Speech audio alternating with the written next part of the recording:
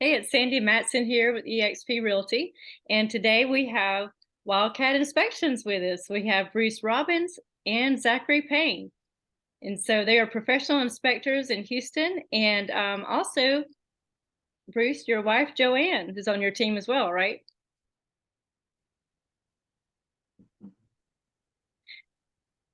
We had a lag there, Sandy. Sorry. Well, We're gonna try to guess what you said. I know, right? I know. Good thing you guys already know your names. Bypass that. But yeah, you can, if you want to just tell us a little bit about, your business and as well as your wife, Joanne, who's on the team. Sounds great. I'm Bruce. This is Zachary.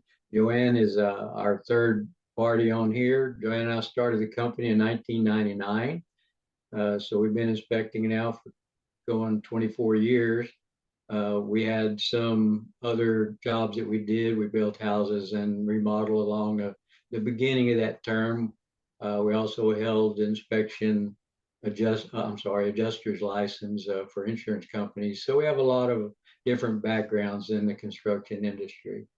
So today we're going to talk about some common issues that we find when we're inspecting older homes.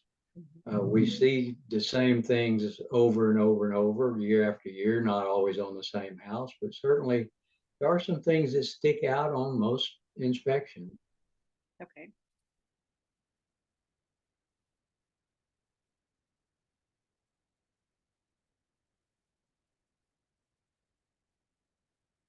Yes, we always do.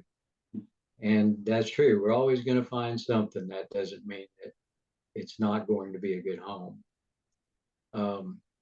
There's 3,000 components in the average home of National Association of Home Builders. That's a lot of things to get going in a single house. And we have to evaluate the way those things are performing on every house that we go in. So we're only able to look at and feel and touch and open a few panels. We can't take the house apart and really see how it was built. So we have to do that all within a couple of hours if the seller lets us go in there, because they don't want to be out of their house all day long and they don't want people tromping through there all day long. So we have a limited time that we can go in there. Right. One of the first and foremost things that we look at is the foundation, because everything sits on the foundation, right? And if the foundation moves around, the whole structure moves around. And so the most damage we see to, let's say, the most components involved is because of foundation movement. And it's going to affect the slab. You're going to have cracked slabs, drywall cracks, nail pops, roof structures separate in the attic, busted plumbing. And if that happens under the house, you have a really big problem. Busted plumbing leads to organic growth and molds and things like that we don't want to see in the house. Electrical problems. We've seen electrical panels that are pulled off the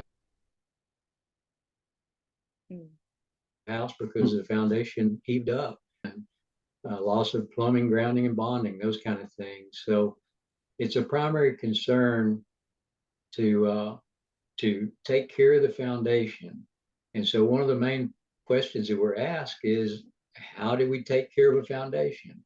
And the answer is simply drainage, irrigation, soil moisture, vegetation around the house. All of those things affect the performance of the foundation. Foundation construction or inadequate work is almost never the cause of foundation damage. If you're going to have foundation damage caused by an inadequate installation, that's going to happen very early in the life of the foundation. So what we're looking at in an older home or movement where the foundation flexes, where it breaks or fractures, all concrete gets cracks. It gets cracks to crack. So cracks are not the problem. The problem is the movement of the soil that supports it and how that affects the rest of the structure. There's no bedrock in our area. Soils are different from one area to the other. In the LaPorte area, it's highly expansive clay. So if that clay were put into a beaker of water, it would expand 6 times its size. So that means when the foundation is moist, it heaves up, and when it's dry, it goes down. So the trick is to maintain the moisture density with irrigation and with drainage, get that water back away from the house. As you go down toward the west, toward Katy, it gets more sandy. I was in underground utilities installation and construction for a while and did inspections on that. And um, there also are what they call perch sands, perch soils, where you have a layer of expansive soil and then some sand and then expansive soil, and that water is trapped in that perched area. And those are a problem for foundations. When you come up toward the north, then you have mixed gravel and things like that. So all soils are different in every area, but it doesn't matter what type of soil the home's built on. If you don't maintain the surface drainage and the irrigation, you're going to have problems with it. Also common with older homes are amateur repairs. A homeowner is allowed to do their own repairs. They can do their own electrical work. They don't have to call an electrician if they don't want to. They have a perfect right to burn their house down if they want to do that. If their insurance company may have something to say about that, but as far as the codes, the laws are concerned, a homeowner does not have to hire an electrician. So when we go in and we see work that's been done by the homeowner, it's almost always going to be subpar. And so we're going to have to point those things out. Contractors hired by the homeowner in all good faith. Maybe they don't have the best experience because they'll hire a handyman to do some work, and then, well, while you're here, can you do something else? And they'll try to do that, but they just don't do it quite right. So there's a lot of fires in the Houston area, and some of them are caused by that type of oversight. So we key in on that. We see it on almost every older home. Incomplete and improper connections of water piping. If you put galvanized pipe to copper, you're going to get a reaction where the copper starts to get pinholes in it. So we're going to see that in some older houses, because when a freeze comes and you have a pipe break and you run down to Home Depot and they don't have the product you want, you get whatever you have to get the water turned back on. So older houses, we expect to see those things. Incomplete venting. We've gone in attics and seen the water heater furnace vent that was just falling apart in the attic and scorching the underside of the roof deck. Countertop installers, we see a lot of homes that are upgrading their kitchens. That's one of the most popular things to do. Put on a hard surface countertop, get rid of the Formica. It looks great, put a nice backsplash on, but the countertop guy is not an electrician. And so the boxes now that house the electrical fittings are now too far back in the wall, because they didn't bring them out. It's a simple repair, cost a few pennies for each one of them, but it's a concern to be addressed. Upgraded windows, we see that affects a lot of things. If they cut a hole in the wall where there wasn't a window and put a door or window in that spot, they were probably going to have to cut a wire. How do they put it back together? So we have to try and discern what work was done and what degree of expertise they had when they did it. People don't go on the rooftop. Homeowners don't like to go on a rooftop. But when they get a leak, they call a handyman out. They patch the roof. Who checks them out? Usually no. That's true. No one. So when the wind comes, it blows those shingles right back off, and it's been more than a year or so. That handyman's nowhere to be found. Attics, you get to guys go in the attic and run wiring and speakers and things like that for cable TV and entertainment, and they don't put the insulation back, or they drill holes and they don't seal them up. So that's something you're going to find in an older home. Sometimes they'll put a new furnace in, and the furnace is bigger than the old one, so they'll cut some of the roof structure out for it to fit. That's pretty common to find in older home. Crawl spaces, same thing. The homeowner's not going to go down there and make sure that everything was put back the way it should. So those are some of the things that we see quite often in older homes and expect to see them. Another thing is safety upgrades. Okay. One thing that, like I said, you don't need to be an electrician. And one thing everyone needs to understand, buying and selling a home, that some of these systems are outdated, and the homeowner is not required to upgrade their system every time a code changes. Codes change alternatively between electrical, mechanical, and structural every 2 to 3 years.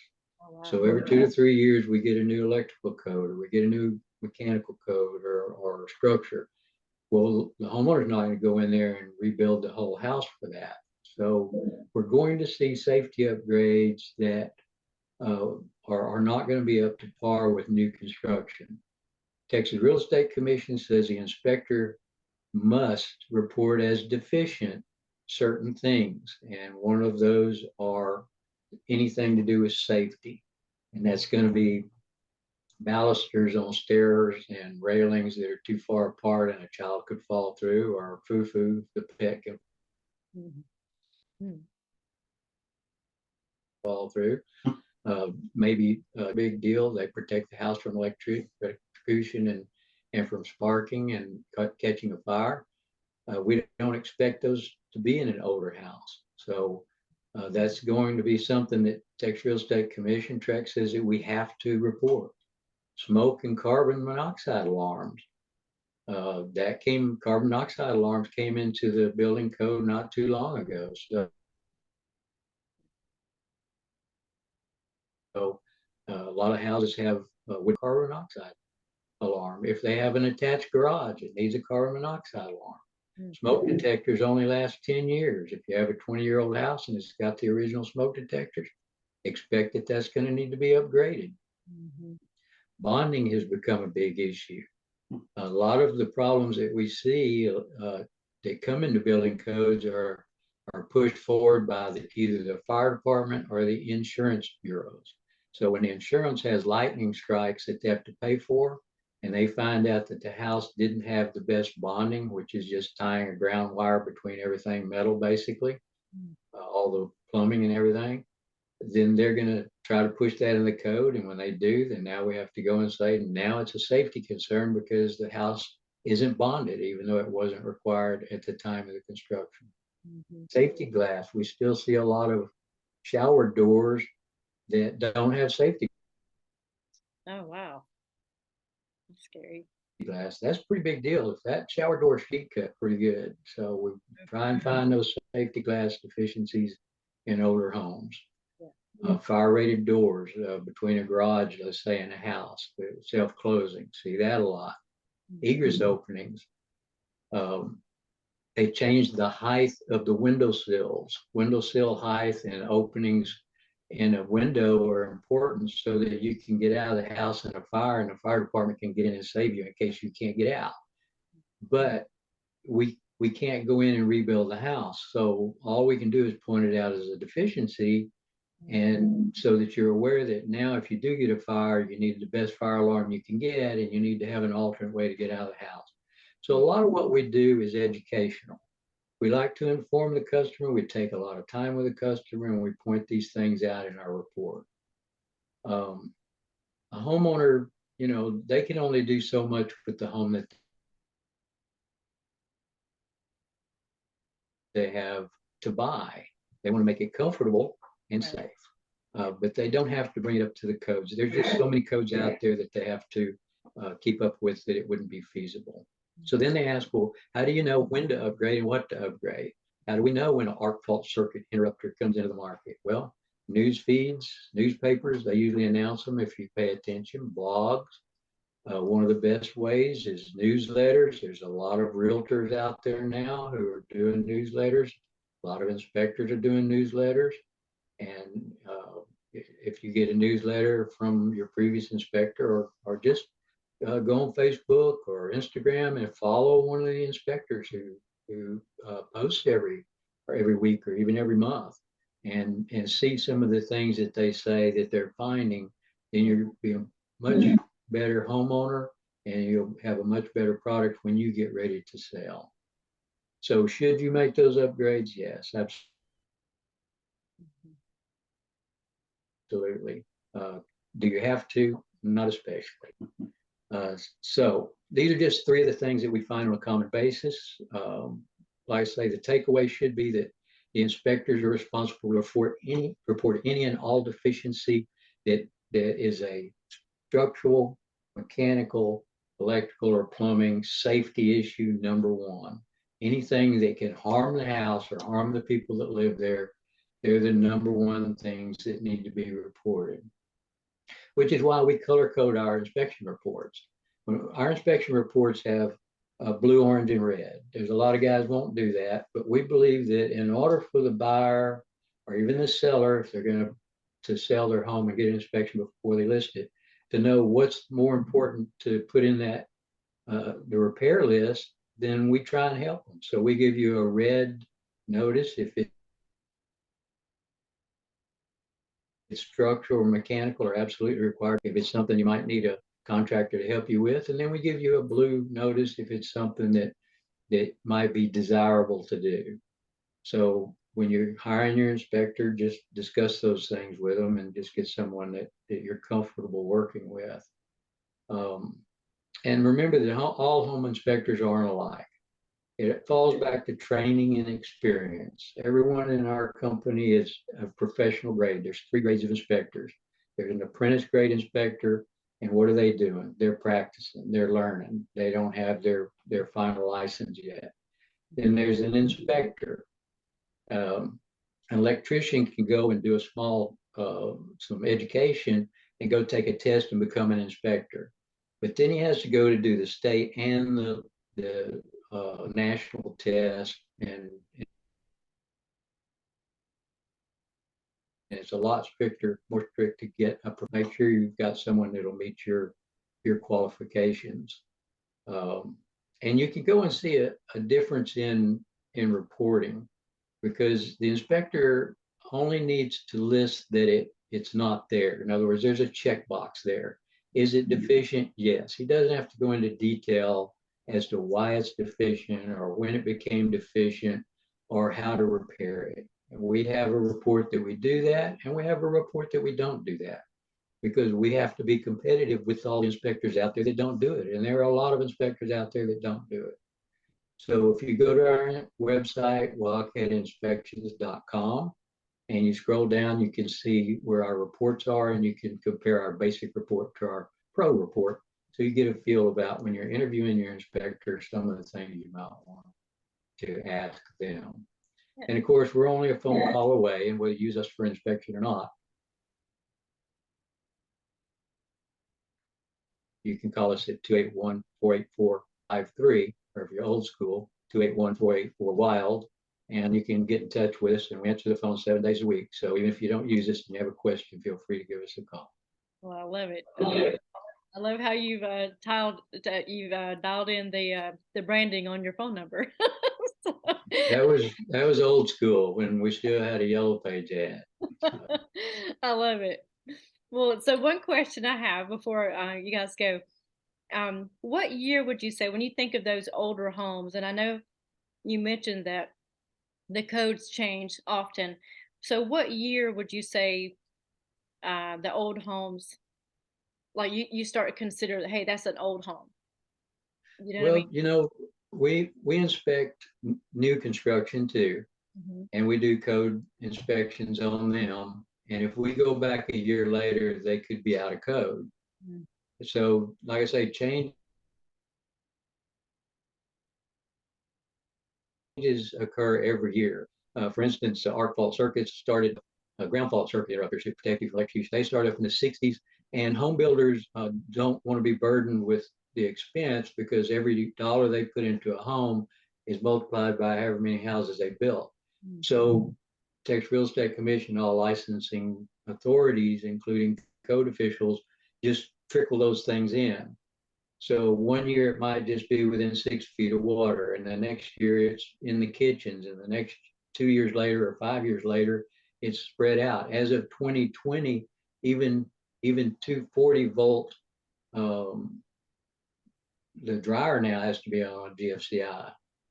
So I would say 2008 is when arc fault circuits started coming in. That's kind of a benchmark. Okay. But if what I would call an older house is going to start being at 15 years old. Okay. At 15 years old, insurance companies start to become critical of the roof. Yeah. They don't like to insure homes that have an older roof because they take a bigger loss when the storm comes. So between 10 and 15 years, air conditioners start to go out and things like that. Building codes have had a long time to change by then, and a lot of code cycles. So I would say 10 to 15 years. As a matter of fact, a lot of inspectors do what's called trickle charges. So they charge you more for every year the house is old and things like that. So you can look on some of their websites and see. We don't do that. We kind of have the same price for everybody. Wow. Whether it's older or newer house, because we're going to get into detail with it one way or the other. Okay. Well, thank you for that. And I appreciate you guys informing us. And I mean, we got way more than 3 points on this. We've got like 35 pieces of nuggets, jewels today that we could learn with. So yeah, so this was episode 1. And I can't wait for episode 2, which is inspect the neglect. Inspect the neglect. Yes. We're going to be Okay. ready. Yes. So thank you guys for joining us today, and smash the like button, and we will see you next time. Absolutely. Thanks for asking us. Thank you.